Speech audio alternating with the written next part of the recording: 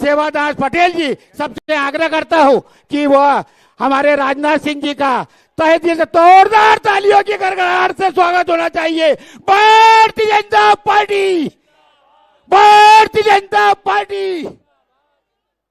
आज सबका मार्गदर्शन करने के लिए पधार रहे हैं हमारे से राष्ट्रीय अध्यक्ष, पूर्व राष्ट्रीय अध्यक्ष रहे, मैं आदरणीय नारायण पटेल जी से आग्रह करता हूं कि अपने स्वागत भाषण यहां पर रखें और पगड़ी से हमारे राजनाथ सिंह जी का स्वागत करेंगे। नारायण पटेल जी मानदाता के लोकप्रिय विधायक आदरणीय नारायण पटेल जी, हमारे क्षेत्र के सांसद और भारतीय जनता पार्टी के प्रत्याशी आदरणीय ज्ञानेश्वर पाटिल जी जोरदार नारा लगाएंगे, विकास का वादा, विकास का वादा। 13 मई को भारतीय जनता पार्टी को ऐतिहासिक जीत दिलाएंगे हमारे सभी भारतीय जनता पार्टी के देवदुर्लभ कार्यकर्ता। निमाड़ की धरती पर हमारे देश की धड़कन, हमारे कार्यकर्ताओं की आवाज आज मानधाता विधानसभा क्षेत्र में खंडवा संसदीय क्षेत्र से हमारे ज्ञानेश्वर पाटिल जी प्रत्याशी के रूप में आपने मैदान में उतारा है और ऐसे हमारे केंद्र के बहुत बड़े केंद्र की धड़कन हमारे आदरणीय नरेंद्र मोदी जी के बहुत ही करीबी आदरणीय राजनाथ सिंह जी आपके बीच में आपसे आशीर्वाद लेने भी आए हैं और आशीर्वाद देने भी आए हैं। ऐसे ही कार्यक्रम में विशेष रूप से उपस्थित हमारे संसदीय क्षेत्र के लाडले सांसद के रूप में रहे और वर्तमान में प्रत्याशी आदरणीय ज्ञानेश्वर पाटिल जी और मेरी विधानसभा में साथी रही हमारी छाया मोरे जी, और कार्यक्रम में विशेष रूप से सम्मानित मंच कह देता हूं, समय की बाध्यता है, और कार्यक्रम में विशेष रूप से इस कड़कती धूप में हमारी मातृशक्ति बुजुर्ग नौजवान साथी आए हैं, पत्रकार साथी। देखिए मध्य प्रदेश की दशा और दिशा आज से 20 साल पहले क्या थी और आज की क्या है। और ऐसे ही हमारे देश में 2014 में जब से हमारे देश की सियासत पर सेवा करने का आपने हमारी जनता ने मौका दिया, मध्य प्रदेश की जनता ने मौका दिया और देश की जनता ने मौका दिया, ऐसे सेवा के रूप में हमारे नरेंद्र मोदी जी ने काम किया और वो जमीन तक उतरा है, ऊपर भी पहचान बनाई है। ऐसे ही हमारे देश की धड़कन आदरणीय राजनाथ सिंह जी ने रक्षा मंत्री जी के माध्यम से अभी वर्तमान में उनने अपनी पहचान बनाई है। तो मैं इस अवसर पर हमारे लाडले मंत्री जी को मैं जनता की ओर से बहुत बहुत शुभकामना देना चाहता हूं और आने वाली 13 तारीख को जो मतदान होना है उसमें आपसे आशीर्वाद लेने भी आए हैं, देने भी आए हैं। तो मैं इस अवसर पर पुनः अपनी वाणी को विराम देते हुए पुनः जितने भी इस कार्यक्रम में उपस्थित हुए हैं सबको बधाई देता हूं, धन्यवाद देता हूं। जय हिंद, जय भारत। अब हम सबके बीच में खंडवा संसदीय क्षेत्र के लोकप्रिय प्रत्याशी सांसद आदरणीय ज्ञानेश्वर पाटिल जी से आग्रह करता हूं कि इस मानधाता की धरा पर, कालसन माता की धरा पर भारतीय जनता पार्टी कार्यकर्ताओं का आशीर्वाद प्रदान करें। आदरणीय ज्ञानेश्वर पाटिल जी। बोलो भारत माता की, भारत माता की, नर्मदा मैया की, ओमकार महाराज की, सिंगा महाराज की। आज हमारे इस खंडवा लोकसभा क्षेत्र की जनता का आशीर्वाद लेने के लिए हमारे भारत सरकार के रक्षा मंत्री, हम सबके मार्गदर्शक आदरणीय श्रद्धेय माननीय राजनाथ सिंह जी हम सब कार्यकर्ताओं को मार्गदर्शन देने के लिए आए हैं, जनता का आशीर्वाद लेने के लिए आए हैं। मंच पर विराजमान माननीय राजनाथ सिंह जी, हमारे भारतीय जनता पार्टी के जिले के अध्यक्ष माननीय सेवादास पटेल जी, हमारे लोकप्रिय विधायक आदरणीय नारायण पटेल जी, हमारी पंधाना की लोकप्रिय विधायक बहन छाया मोरे जी, हमारे इस लोकसभा के संयोजक आदरणीय हरीश कोटवाले जी, आदरणीय हमारे लोकसभा के प्रभारी कल्याण अग्रवाल जी, हमारे इकबाल सिंह गांधी जी, भारतीय जनता पार्टी के हमारे जिले के महामंत्री आदरणीय सूरजपाल दादा, आदरणीय राजेश तिवारी जी, आदरणीय नरेंद्र सिंह तोमर जी, आदरणीय अरुण सिंह मुन्ना जी और उपस्थित मंच पर विराजमान सभी हमारे सम्मानीय पदाधिकारी, सम्मानीय सभी जनप्रतिनिधि, सामने बैठे हुए मेरी सभी जनता जनार्दन, मातृशक्ति, मेरे सभी परिवारजनों, साथियों, आज इस देश के अंदर लोकसभा के चुनाव हो रहे और ये चुनाव ना नाली का है ना रोड का है। ये चुनाव हमारे देश के स्वाभिमान का है और 2047 का नए भारत की जो कल्पना माननीय प्रधानमंत्री मोदी जी ने की है, 2047 के विकसित भारत को साक्षात बनाने के लिए ये चुनाव होने जा रहा है। ये चुनाव हमारे आने वाले कल की पीढ़ी के भविष्य का चुनाव है। ये चुनाव हमारे देश के स्वाभिमान का चुनाव है। ये चुनाव निश्चित रूप से आपने एक वोट जो दिया, उस एक वोट की वजह से हमारे गरीब के कल्याण की योजना बनाने का काम माननीय प्रधानमंत्री मोदी जी ने किया है। इस देश का स्वाभिमान बढ़ाने का काम हमारे माननीय प्रधानमंत्री मोदी जी ने किया है और इस देश में आपके एक वोट ने जो 500 वर्षों से हम लोग प्रतीक्षा कर रहे थे, उस भव्य राम मंदिर के निर्माण करने के लिए आपका एक वोट काम में आया है। तो निश्चित रूप से मैं आप सब लोगों से निवेदन करना चाहूंगा कि जब हमारे माननीय रक्षा मंत्री जी जब कृषि मंत्री हुआ करते थे, तो आपने किसानों के लिए, किसानों के मसीहा बनकर हमारे किसानों के लिए 7% ब्याज की उपलब्ध ब्याज पर कर्ज देने का काम किया था और खंडवा में आकर आपने हमारे किसानों को मार्गदर्शन देकर किसानों को खुशहाली के लिए काम करने का प्रयास किया था। आज हमारा किसान समृद्ध बने, किसान खुशहाल बने, इसलिए हमारे भारतीय जनता पार्टी की मोदी जी की सरकार और हमारे डॉक्टर मोहन यादव जी की सरकार लगातार काम कर रही है। योजनाओं के बारे में मैं बताना नहीं चाहूंगा क्योंकि हर व्यक्ति ये जानता है कि आज किसी के घर पर यदि गैस का चूल्हा जल रहा है तो भारतीय जनता पार्टी की मोदी जी की सरकार की देन है। आज गरीब के सर पर पक्की छत का मकान यदि किसी ने दिया है तो भारतीय जनता पार्टी की सरकार ने दिया है। आज किसान के खेत तक पानी पहुंचाने का काम यदि किसी ने किया है तो मोदी जी की सरकार और भारतीय जनता पार्टी की सरकार ने किया है। आज गरीब के कल्याण के लिए, आज किसान के कल्याण के लिए, गरीब के इलाज के लिए भारतीय जनता पार्टी की मोदी जी की सरकार लगातार काम कर रही है।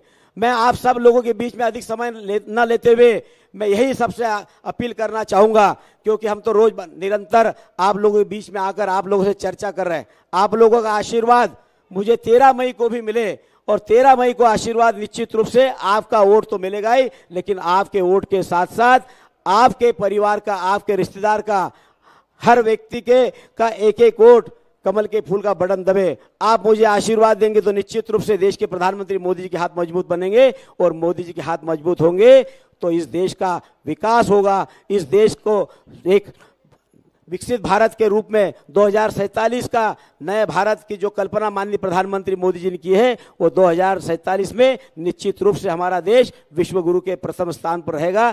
और आप लोगों से अपील करने के लिए, आप लोगों से आशीर्वाद मांगने के लिए हमारे देश के रक्षा मंत्री माननीय राजनाथ सिंह जी आए हैं।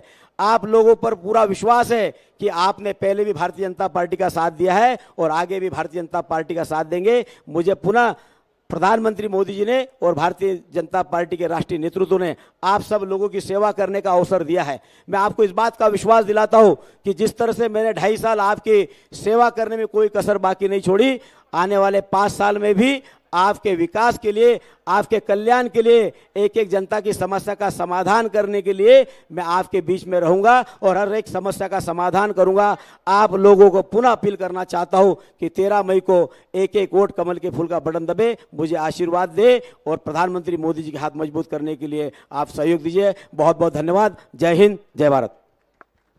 मैं अब हमारे बीच में जो बहुत भारी समय हमारे निकाल के आए हैं, ऐसे देश के रक्षा मंत्री, भारतीय जनता पार्टी के पूर्व राष्ट्रीय अध्यक्ष, उत्तर प्रदेश के पूर्व मुख्यमंत्री, भारतीय जनता पार्टी को विश्व का सबसे बड़ा राजनीतिक दल बनाने में अहम भूमिका निभाने वाले ऐसे हमारे सब कार्यकर्ताओं का मार्गदर्शन करने के लिए श्री आदरणीय राजनाथ सिंह जी से मैं आग्रह करूंगा कि इस निर्माण की धरा पर भारतीय जनता पार्टी कार्यकर्ताओं का, भारतीय जनता पार्टियों का मार्गदर्शन करे। हमारे बीच में सनावत से कुछ कार्यकर्ता हैं, उनको भी हम ससम्मान भारतीय जनता पार्टी में सम्मिलित करेंगे।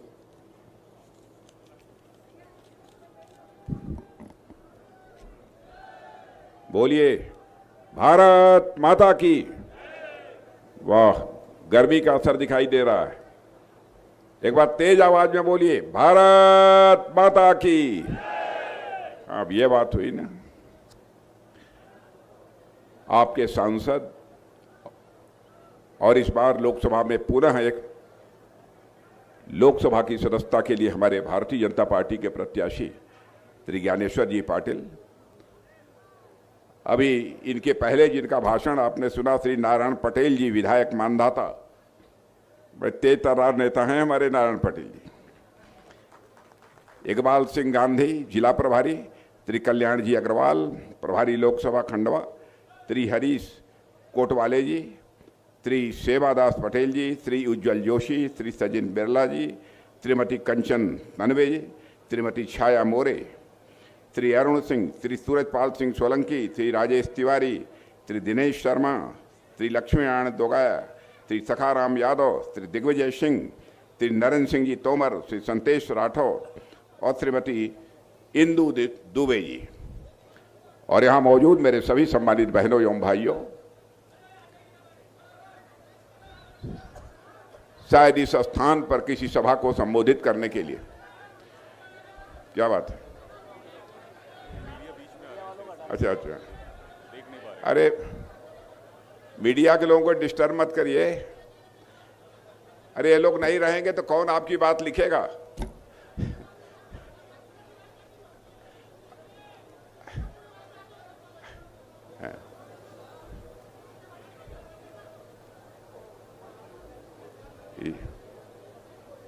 अच्छा, ये कौन सा मध्य परिवर्तन है? अच्छा, यहाँ का मामला है क्या है ये? लोकल का मामला है, लोकल का है। अरे लोकल का मामला तो यहाँ क्यों दिखा रहे हो भैया? यहाँ के विधायक सब लोग निपट लेंगे।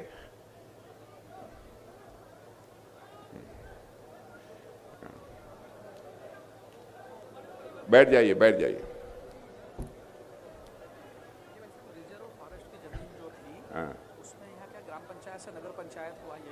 अच्छा अच्छा, ठीक। तो कुछ लोगों को आवासीय पट्टे नहीं मिल रहे, तो वो मांग है उनकी। अच्छा अच्छा, तो ठीक है, आप विधायक जी से मिल लीजिएगा, लेकिन यहां नेतागिरी मत करिए। हो गई बात। दिल्ली चला गया है, बतला रहे हैं, दिल्ली चला गया है।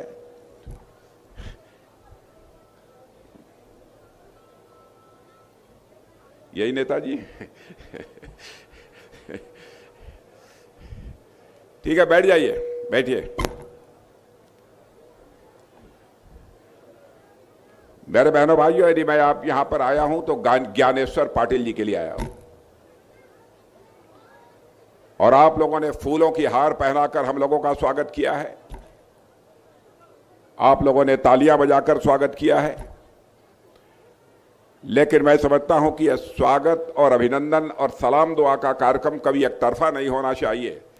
इसलिए मैं भी अपनी तरफ से शीश झुकाकर आप सभी बहनों भाइयों का हार्दिक अभिनंदन करता हूं, आप सभी का मैं स्वागत करता हूं। बहनों भाइयों, ज्ञानेश्वर पाटिल से आप अच्छी तरह परिचित हैं। बैठ जाइए ज्ञानेश्वर जी, बैठ जाइए। ज्ञानेश्वर पाटिल जी से आप अच्छी तरह परिचित हैं। ज्ञानेश्वर जी थोड़े समय के लिए संसद में भी आपका प्रतिनिधित्व किया है उन्होंने, और इस समय भी सांसद हैं। और दूसरी बार भारतीय जनता पार्टी ने इनकी योग्यता, इनकी क्षमता और इनकी प्रतिभा को देखकर पुनः भारतीय जनता पार्टी का प्रत्याशी इस संसदीय निर्वाचन क्षेत्र से बनाया है। मेरे बहनों भाइयों, जहां तक भारतीय जनता पार्टी का प्रश्न है, आप सभी लोग जानते हैं, भारतीय जनता पार्टी आज दुनिया की एक ऐसी पार्टी है कि हम डंके की चोट पर कह सकते हैं कि दुनिया की सबसे बड़ी यदि कोई पार्टी है तो हमारी पार्टी यह भारतीय जनता पार्टी है। आप लोगों ने 2014 में मोदी जी के नेतृत्व में सरकार बनाई है, और फिर 2022 में भी, 2019 में भी मोदी जी की सरकार आपने दोबारा बनाई है। मोदी जी की सरकार ने पिछले 10 वर्षों में कैसा काम किया है, मैं समझता हूं कि बहुत विस्तार में जाकर लोगों को बतलाने की आवश्यकता नहीं है। हिंदुस्तान की जनता को इस बात का एहसास है। और मैं आप लोगों को जानकारी देना चाहता हूं, आपके क्षेत्र का कोई भी व्यक्ति पहले विदेशों में जाता रहा हो और आज भी विदेशों में जाता हो, उससे पूछ लीजिएगा, पहले भारत दुनिया के मंचों पर कुछ बोलता था तो भारत की बातों को जितनी गंभीरतापूर्वक लिया जाना चाहिए दुनिया नहीं लेती थी, लेकिन आज भारत अंतर्राष्ट्रीय मंचों पर भारत कुछ बोलता है तो सारी दुनिया कान खोलकर सुनती है कि भारत बोल क्या रहा है। यह सारी दुनिया में भारत की हैसियत बनी है। भारत का कद सारी दुनिया में मेरे बहनों भाइयों बहुत तेजी से बढ़ा है। यदि मैं बहुत सारी घटनाओं की यहां पर चर्चा करूं तो लंबा समय लगेगा, लेकिन मैं जानता हूं, आप लोग जानते होंगे, इस समय 2 वर्षों से लगभग रूस और यूक्रेन के बीच युद्ध चल रहा है। और बहनों भाइयों, बड़ी संख्या में दोनों तरफ के लोग मारे गए हैं और अब भी यह युद्ध का सिलसिला लगातार जारी है। जब रूस और यूक्रेन का यह युद्ध प्रारंभ हुआ था तो उस समय हमारे बहुत सारे भारत के रहने वाले बच्चे, कोई यूक्रेन में मेडिकल की पढ़ाई कर रहा था, कोई इंजीनियरिंग की पढ़ाई कर रहा था, कोई मैनेजमेंट का कोर्स कर रहा था, वहां पढ़ते थे। तब उनके माता पिता ने हमारे प्रधानमंत्री से मिलकर यह उनसे अनुरोध किया कि प्रधानमंत्री जी, चाहे जैसे भी हो हमारे बच्चों को यूक्रेन से बाहर निकालिए, नहीं कब हमारे बच्चों के ऊपर मिसाइल गिर पड़े रूस की और उनके साथ कुछ हादसा न हो जाए। तो बहनों भाइयों, हमारे प्रधानमंत्री ने जो दुनिया का कोई प्रधानमंत्री काम नहीं कर पाया उसे करके दिखाया। चटपट उन्होंने रूस के राष्ट्रपति मिस्टर पुतिन से बात की और वहीं पर टेलीफोन के माध्यम से यूक्रेन के राष्ट्रपति मिस्टर यूक्रेन से बात की। और आपको जानकर खुशी भी होगी और आपको गौरव की भी अनुभूति होगी मेरे बहनों भाइयों कि 4.5 घंटे के लिए रूस और यूक्रेन का युद्ध रुक गया और हमारे 22,000 बच्चे यूक्रेन से चलकर भारत आ गए। यह है भारत की हैसियत, यह है भारत का कद जो सारी दुनिया में तेजी के साथ बढ़ा है। आज मैं आप लोगों के बीच यहां आया हूं तो उसी भारतीय जनता पार्टी को और अधिक ताकत देने की अपील करने के लिए आप सबके सामने आया हूं। मैं आप सबके प्रति आभार भी व्यक्त करना चाहता हूं। पिछले विधानसभा के चुनाव में आप लोगों ने भारतीय जनता पार्टी के स्पष्ट बहुमत की सरकार बनाई है। मध्य प्रदेश में इस समय सिंगल इंजन की सरकार नहीं है, बल्कि मध्य प्रदेश में इस समय डबल इंजन की सरकार जो है काम कर रही है। लेकिन बहनों भाइयों, एक बात मुझे जो खलती है कि अभी 4 महीने पहले विधानसभा का चुनाव हुआ, फिर 4 महीने के बाद लोकसभा का चुनाव हो रहा है। मैं जानता हूं कि उस समय भी नेता विधानसभा के चुनाव के समय भी आपके बीच गए होंगे, लोकसभा के चुनाव के बीच जा रहे हैं, बराबर आपकी कई सार्वजनिक सभाएं हुई होंगी, आपको समय निकालना पड़ा होगा अपना वोट डालने के लिए। हम लोगों का कहना है कि यह सिलसिला अब भारत में बंद होना चाहिए। जो भी विधानसभा और लोकसभा के चुनाव होने हैं 5 वर्षों में एक बार में एक साथ चुनाव करा देना चाहिए। यह हमारी भारतीय जनता पार्टी का संकल्प है और मैं आपको विश्वास दिलाता हूं, इस बार का जो चुनाव होगा तो उसमें विधानसभा और लोकसभा दोनों चुनाव साथ होंगे। उसके लिए जो भी संशोधन करने की आवश्यकता होगी हम लोग करेंगे। और बहनों भाइयों, मैं जहां पर हूं बताया गया है, यहां पर माता देवी का मंदिर है, कालिका माता का मंदिर है यहां। और सारी क्षेत्र का अहिल्याबाई होलकर से भी कोई जुड़ाव है, वही है, ऐसी यह धरती है। और बहनों भाइयों, जानते हैं कि अहिल्याबाई होलकर ने क्या किया था? भारत की सांस्कृतिक विरासत को सुरक्षित करने में बहुत ही महत्वपूर्ण भूमिका निभाई थी। जो काम अहिल्याबाई होलकर ने किया था उसी काम को आज हमारे भारत के प्रधानमंत्री मोदी जी कर रहे हैं। आपने देखा कि उज्जैन महाकाल का मंदिर भव्य मंदिर बनकर तैयार हो गया, उज्जैन महाकाल का कॉरिडोर बनकर तैयार हो गया, काशी का काशी विश्वनाथ मंदिर का कॉरिडोर बनकर तैयार हो गया, शोभनाथ मंदिर का भी भव्य स्वरूप जाकर प्रत्यक्ष आप अपनी आंखों से देख सकते हो। सब तो सब लगातार 1984 से हम लोग आंदोलन करते चले आ रहे थे। जनता से हम कहते थे, जिस दिन भारत की संसद के दोनों सदनों में हमको स्पष्ट बहुमत मिल जाएगा, अयोध्या की धरती पर भव्य राम का मंदिर बनने से दुनिया की कोई ताकत रोक नहीं पाएगी। हम लोग नारे लगाते थे, रामलला हम आएंगे, मंदिर यही बनाएंगे। तो हमारे विरोधी ये कहते थे, ये भाजपा वाले जनता की आंखों में धूल झोंकते हैं। यह तो कहते हैं रामलला हम आएंगे, मंदिर यहीं बनाएंगे, लेकिन तारीख नहीं बताएंगे। बहनों भाइयों, आपने देखा वह 22 जनवरी का दिन आ गया कि हमारे प्रधानमंत्री ने अपने धर्माचार्यों के मार्गदर्शन में भगवान रामलला की अयोध्या की धरती पर प्राण प्रतिष्ठा कर दी। अयोध्या की धरती पर भव्य राम का मंदिर बनकर तैयार हो गया। और मुझे जो लगता है वह मैं आपसे कहना चाहता हूं। मुझे यह लगता है मेरे बहनों भाइयों कि अब रामलला अपनी कुटिया से निकलकर अपने महल में प्रवेश कर चुके हैं। बहनों भाइयों, भारत में राम राज्य का आगाज होकर रहेगा, मेरा ऐसा पक्का विश्वास है। यदि अपने सरकारों के कामकाज की मैं बात करूं तो बहनों भाइयों,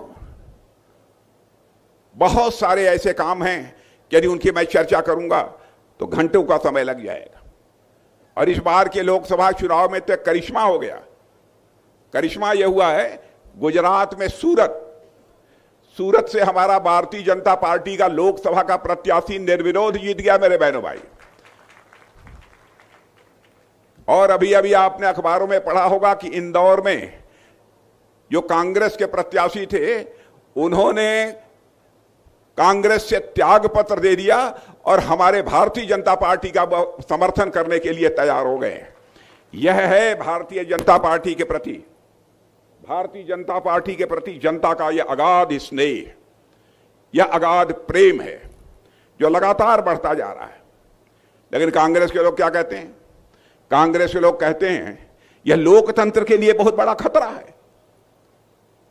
बहनों भाइयों, हमारा गुजरात में सूरत का प्रत्याशी यदि निर्विरोध जीत जाता है तो यह लोकतंत्र के लिए खतरा हो गया। लेकिन मैं कांग्रेस के दोस्तों से पूछना चाहता हूं, आजाद भारत में 20 बार आपके लोकसभा के प्रत्याशी 20 बार निर्विरोध चुने गए, तब लोकतंत्र के लिए खतरा नहीं पैदा हुआ था। और इस बार आपका प्रत्याशी नाम वापस ले लेता है, हमारे प्रत्याशी का समर्थन कर देता है, वह जीत जाता है, तो लोकतंत्र के लिए खतरा पैदा हो गया। बहनों भाइयों, मुझे तो लगता है कि कांग्रेस एक डूबती हुई जहाज है। एक ऐसी जहाज है जिसकी तली में छेद हो चुका है। और बहनों भाइयों, इस जहाज को डूबने से दुनिया की कोई ताकत रोक नहीं सकती।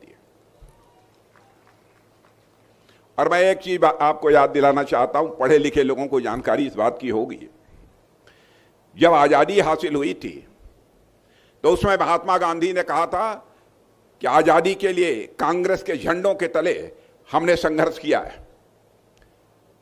अब भारत को आजादी मिल गई है, लोकतंत्र की बहाली हो गई है, इसलिए कांग्रेस पार्टी को भंग कर देना चाहिए, इसको समाप्त कर देना चाहिए। लेकिन कांग्रेस के लोगों ने महात्मा गांधी की इस बात को नहीं माना। मुझे लगता है कि भारत की जनता ने अब ठान लिया है कि जो महात्मा गांधी ने कहा था कि कांग्रेस को समाप्त कर देना चाहिए, भंग कर देना चाहिए, अब हमारे देश की जनता कांग्रेस को समाप्त कर देने पर पूरी तरह से आमादा है, मेरा ऐसा पक्का विश्वास। बहनों भाइयों, हमारी सरकार के प्रति लगातार जनता का विश्वास बढ़ता जा रहा है, लगातार जनता का विश्वास बढ़ता जा रहा है। मैं एक चीज कहना चाहता हूं, आपने बराबर भाषण कांग्रेस के नेताओं का सुना होगा। पंडित जवाहरलाल नेहरू थे, वह भी कहते थे कि हमारी सरकार बनेगी तो मैं इस देश से गरीबी को मिटा दूंगा। इंदिरा जी आई, इंदिरा जी ने भी कहा कि हमारी सरकार बनेगी तो मैं गरीबी को मिटा दूंगा। राजीव गांधी आए, उन्होंने कहा मेरी सरकार बनेगी तो गरीबी मिटा देंगे। डॉक्टर मनमोहन सिंह जी आए, उन्होंने भी यही बात कही। सबने कहा कि हम गरीबी को मिटा देंगे और बार बार जनता को यह आश्वासन देकर जनता की आंखों में धूल झोंकते रहे और जनता का समर्थन हासिल करते रहे। लेकिन बहनों भाइयों, इस काम को कोई नहीं कर पाया।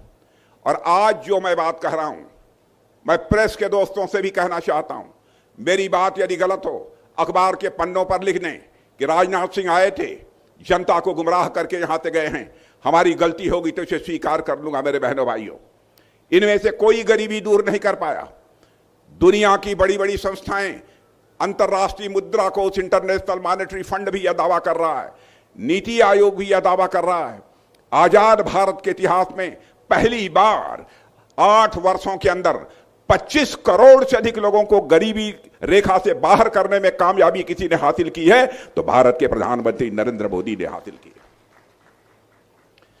बहनों भाइयों, जितने आप सब लोग यहां पर बैठे हैं, मैं दावे के साथ कह सकता हूं, शायद ही कोई ऐसा परिवार हो जिस परिवार को हर माह मुफ्त राशन न मिलता हो। इसमें बहुत सारे ऐसे भी परिवार होंगे जिनका कि कच्चा मकान रहा होगा, उनको पक्का मकान मिला है। यहां पर किसान ऐसे बैठे होंगे जिनको कि प्रधानमंत्री किसान सम्मान निधि के अंतर्गत हर साल 6,000 रुपये मुफ्त में मिलते होंगे।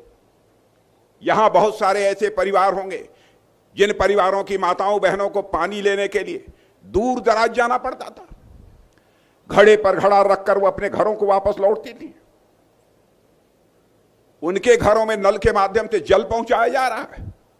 और मैं आपको यकीन दिलाना चाहता हूं, जिनके पास कच्चा मकान है, यदि अभी तक पक्का मकान नहीं मिल पाया है अथवा जिनके घरों में नल के माध्यम से जल नहीं पहुंच पाया है, बहनों भाइयों, देख लेना आगामी 2-3 साल में इस हिंदुस्तान में एक घर नहीं मिलेगा जो कि कच्चा हो और पक्का न बन गया हो, ऐसा एक घर भी नहीं मिलेगा। जो हम लोगों ने कहा है अक्षरशः उसका पालन किया है। और उसके बाद भी कांग्रेस हम लोगों के ऊपर अनाप शनाप अनर्गल यह आरोप लगाते रहते हैं, कहते हैं महंगाई बहुत बढ़ गई। बहनों भाइयों, पढ़े लिखे लोग यहां की तुलना कर लें, सर्वाधिक महंगाई से हिंदुस्तान में बढ़ी है किसी के समय तो कांग्रेस की हुकूमत के समय बढ़ी है। सर्वाधिक कम महंगाई यदि किसी के समय है तो वह भारतीय जनता पार्टी की हुकूमत में। आंकड़े उठाकर कोई देख ले, सारी दुनिया में महंगाई की दर है, कोई जाकर देख ले। बदनाम करने के लिए झूठे आंकड़े लोगों के सामने पेश करके देश की जनता को ये लोग गुमराह करने की कोशिश कर रहे हैं। और बहनों भाइयों, फ्री राशन का जहां तक सवाल है, मैं दावे के साथ कह सकता हूं, क्षमा कीजिएगा, यहां केवल फ्री राशन घरों में दो लोग, 3 लोग, 4 लोग होंगे तो ईश्वर की कृपा से सबको मिलता होगा। और केवल वह खाते ही नहीं होंगे बल्कि बचाकर बेचते भी होंगे, यह बात पक्की है, मैं दावे के साथ कह सकता हूं। अरे भाई, हम भी गांव के ही हैं, हम भी कोई शहरी आदमी नहीं है, हम गांव के रहने वाले, हम भी किसान हैं। जैसे आप किसान हो वैसे मैं भी किसान हूं। मैं जानता हूं, जाते हैं धड़ से अपना वहां से झोली उठाते हैं, लेके आते हैं, घर में 4 लोग हैं तो गए 4 झोली 5-5 किलो की उठाए लेकर आए, अरे 5-7-8 किलो खर्च हुआ से जय श्री राम। यह कभी किसी ने कल्पना नहीं की होगी। और आपको मैं याद दिलाना चाहता हूं, बहनों भाइयों, जब कांग्रेस की सरकार थी तो एक पिक्चर बनी थी, रोटी कपड़ा मकान, या सिनेमा रोटी कपड़ा मकान का किसी ने देखा था? किसी ने देखा था रोटी कपड़ा मकान? देखा है ना? उसमें आती थी महंगाई मार गई, आती थी कि नहीं? है गाना था कि नहीं, महंगाई मार गई? या किसी को याद है हाय हाय महंगाई मार गई? किसी को याद है? कोई सुनाएगा इसमें? याद है आपको? और एक पिपली लाइव फिल्म थी, उसमें भी एक गाना था कि महंगाई डायन खाए जात है। यह था कि नहीं था? अबे था तो ताली बजाइए, ना था तो मत बजाइए। तो ये बताइए, दोनों ये फिल्म जो बनी थी वो कांग्रेस के शासनकाल में बनी थी कि भारतीय जनता पार्टी के शासनकाल में बनी थी? ये कांग्रेस के शासनकाल में बनी थी। वो लोग बराबर देखते हैं चीजों को कि देश में महंगाई की स्थिति क्या है। आज कोई भी महंगाई को लेकर फिल्म बनाने को तैयार नहीं है बहनों भाइयों, क्योंकि महंगाई पर काबू पाने में किसी ने कामयाबी हासिल की है तो मोदी जी के नेतृत्व की सरकार ने कामयाबी हासिल की है। अजीबोगरीब हालत है इन लोगों की। ये लोग देश के साथ करना क्या चाहते हैं? अच्छा ये बताइए, आप लोग जो बैठे हैं यहां, इसमें योग करने वाले कितने लोग हैं? योगा करने वाले सब हाथ उठाइए। अरे वाह, कमाल है भाई, कमाल है। ज्ञानेश्वर जी आप भी योगा करते हैं कि नहीं? नारायण जी आप भी करते हैं कि नहीं? वैसे नारायण जी का भी चेहरा चमक रहा है, करते होंगे। बहनों भाइयों, यह कोई छोटी बात नहीं है। हमारे देश के ऋषियों और मनीषियों ने ही योगा की विधि सारी दुनिया को बतलाई है। लेकिन योगा ये सारी दुनिया में नहीं होता था। भारत की जो विरासत है, भारत की जो विशेषता है, वह सारी दुनिया तक पहुंचाई जानी चाहिए। पहली बार किसी प्रधानमंत्री ने सोचा तो उसका नाम है नरेंद्र मोदी। और बहनों भाइयों देखिए, प्रधानमंत्री का कद दुनिया की सबसे बड़ी पंचायत संयुक्त राष्ट्र संघ में खड़े होकर उन्होंने एक प्रस्ताव पेश किया कि अरे भाई, हमारे यहां यदि अपनी सेहत दुरुस्त करना चाहते हो, लंबा जीवन यदि जीना चाहते हो तो योग करो। ये दुनिया के लोगों से कह दिया। कांग्रेस के लोग होते हिचकते, अरे बाप रे बाप, दुनिया की पंचायत में हम जाकर योग करने की बात करें, लोग कहेंगे बड़े बैकवर्ड हैं ये लोग। लेकिन हमारे प्रधानमंत्री ने इसकी चिंता नहीं की। और कान खोलकर सुन लीजिए, जब इन्होंने प्रस्ताव पेश किया तो दुनिया के 2-4 नहीं, दुनिया के 172 देशों ने इसका समर्थन किया कि योगा किया जाना चाहिए। बहनों भाइयों, यह है भारत की विरासत, भारत की विरासत, यह है भारत की संस्कृति। इस विजय पताका को भी सारी दुनिया में फहराने का काम किसी ने किया तो हमारे प्रधानमंत्री ने किया। और धन दौलत के बारे में मामले में सुनना चाहते हैं तो मैं बतलाऊं आपको। अर्थव्यवस्था का आकार, मैं बोलचाल की भाषा में बतला रहा हूं। धन दौलत के मामले में भारत 2014 में दुनिया के देशों में 11वें स्थान पर खड़ा था, 11वें स्थान पर खड़ा था। लेकिन हमारे प्रधानमंत्री ने 7 वर्षों के अंदर वह करिश्मा कर दिया कि जो भारत धन दौलत के मामले में दुनिया में 11वें स्थान पर खड़ा था, वह जंप लेकर दुनिया के 5वें स्थान पर आकर खड़ा हो गया। और मैं नहीं कह रहा हूं, दुनिया के बड़े बड़े अर्थशास्त्री, दुनिया की बहुत बड़ी वित्तीय संस्थाएं जिनको अंग्रेजी में इंटरनेशनल फाइनेंशियल फॉरम्स कहते हैं, उन्होंने दावा किया है कि दुनिया में सबसे तेजी से आगे बढ़ने वाली अर्थव्यवस्था किसी देश की है कि भारत की है। और भारत यदि ऐसे आगे बढ़ता रहा तो 2.5-3 साल के बाद यानी 2027 आते आते भारत दुनिया की टॉप 3 कंट्रीज में आकर खड़ा हो जाएगा। यह है भारत मेरे बहनों भाइयों। आपसे यह कोई हमारी छोटी उपलब्धि नहीं है, ऐसी बहुत सारी हमारी उपलब्धियां हैं। अब कांग्रेस के लोग क्या कहते हैं? अब राहुल गांधी जी ने कहा कि मैं आऊंगा तो सर्वे कराऊंगा। सावधान रहिएगा आप लोग, कांग्रेस आएगी ही नहीं, चिंता मत करिए। तो उन्होंने कहा क्या है, आएंगे तो आपकी संपत्ति का सर्वे कराएंगे। आपको मंजूर है आपकी संपत्ति का सर्वे होना चाहिए? मंजूर है। और उन्होंने, उनके एक साथी ने कहा है, जो उनके बहुत बड़े सलाहकार भी हुआ करते थे और आज भी एक संगठन है कांग्रेस का, इंडियन ओवरसीज कांग्रेस, उसके अध्यक्ष हैं सैम पित्रोदा। नाम देखिए कितना जानदार है, सैम पित्रोदा। उन्होंने कहा है कि अमेरिका में एक सिस्टम है, दुनिया के कई देशों में है, कि वहां पर घर का यदि कोई बूढ़ा बुजुर्ग मालिक मर गया तो उसकी जो संपत्ति होती है उसका आधा से अधिक यानी 55%, 55% वह सरकार के पास चली जाएगी और 45% आपके पास बचेगी। आपको मंजूर है? कितने लोगों को मंजूर है? नहीं मंजूर है। अब वो यह कराना चाहते हैं। दुनिया के बड़े बड़े अर्थशास्त्री कहते हैं कि भाई ये बहुत ही खतरनाक खेल है, इस खतरनाक खेल से हमको बचना चाहिए। चौथी बात, मेरे बहनों भाइयों, हमारी सरकार के किसी मंत्री के ऊपर भ्रष्टाचार का आरोप लगा है? देखिए, लगा हो तो बोलिए, ना लगा हो तो ताली बजाइए, नहीं लगा है। मैं केंद्र की सरकार की बात कर रहा हूं। कांग्रेस के समय जीप घोटाला, कोयला घोटाला, क्या क्या घोटाला, कौन कौन घोटाला, यूरिया घोटाला, भूरिया घोटाला, मैंने बहुत सारे घोटाले हो गए। लेकिन बहनों भाइयों, 10 वर्षों का समय हो गया सरकार चलाते हुए हम लोगों को। भारत नहीं, दुनिया का कोई मां का लाल उंगली उठाकर नहीं कह सकता कि मोदी जी की सरकार के एक मंत्री के ऊपर भी कोई भ्रष्टाचार का आरोप लगा हो। ऐसे सरकार चलाई जाती है। और एक बात तो राजीव गांधी, वैसे मैं किसी प्रधानमंत्री की आलोचना नहीं करता, चाहे भले ही हमारे किसी विरोधी पार्टी के क्यों न हो, क्योंकि मैं मानता हूं प्रधानमंत्री ये व्यक्ति नहीं होता है, प्रधानमंत्री संस्था होता है। चाहे किसी भी दल का कोई प्रधानमंत्री, मैं आलोचना नहीं करता। लेकिन एक बार राजीव गांधी ने अपनी मजबूरी जाहिर करते हुए कहा, क्या करें, भ्रष्टाचार बहुत है।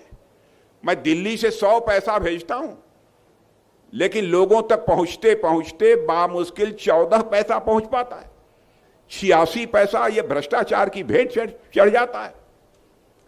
अब देखिए, मार्के की बात यहां पर है। दुनिया का कोई व्यक्ति इस चुनौती को स्वीकार नहीं कर पाया। भारत में भी कोई राजनीतिक पार्टी इस चुनौती को स्वीकार नहीं कर पाई। हमारे प्रधानमंत्री का करिश्मा देखिए। हमारे प्रधानमंत्री ने जनधन, मोबाइल और आधार तीनों की ऐसी एक त्रिमूर्ति तैयार कर दी कि बहनों भाइयों, यदि 6,000 रुपया दिल्ली के बैंक से चलता है तो 6 का 6,000 रुपया आपकी जेब में पहुंचता है। एक पैसा भी भ्रष्टाचार की भेंट नहीं चढ़ने वाला। भ्रष्टाचार को हम समाप्त करना चाहते हैं तो भ्रष्टाचार भाषण देकर समाप्त नहीं किया जा सकता। भ्रष्टाचार को यदि समाप्त करना है तो बहनों भाइयों, उसके लिए सिस्टम में बदलाव लाना पड़ेगा, व्यवस्था में बदलाव लाना पड़ेगा, तब जाकर भ्रष्टाचार समाप्त हो पाएगा। इसीलिए आज मैं आप सबसे निवेदन करने आया हूं। लंबा चौड़ा भाषण करने की कोई जरूरत नहीं है, क्योंकि आप लोग भी गर्मी से त्रस्त होंगे। कांग्रेस के बारे में कहना चाहूंगा कि कांग्रेस की हालत कुछ ऐसी हो गई है कि 10 साल के बाद आप छोटे बच्चों से पूछेंगे कि कांग्रेस, तो कहेगा कौन कांग्रेस। बच्चे से 10 साल के बाद पूछेंगे कि बेटा कांग्रेस जानते हो, तो कहेगा कौन कांग्रेस। यह हालत हो गई, सारे देश से लुप्त होती जा रही है। आपने डायनासोर का नाम सुना है? इसमें कितने लोगों ने डायनासोर का नाम सुना है? डायनासोर किसी ने देखा है? डायनासोर पिक्चर तो देखी होगी, वैसे नहीं देखा है ना। बहन भाई, मुझे तो यह लगता है, पता नहीं आप लोगों को लगता है कि नहीं लगता है, मुझे लगता है जैसे धरती से डायनासोर लुप्त हो गया है, वैसे ही सारी इस धरती से कुछ दिनों में कांग्रेस लुप्त हो जाएगी।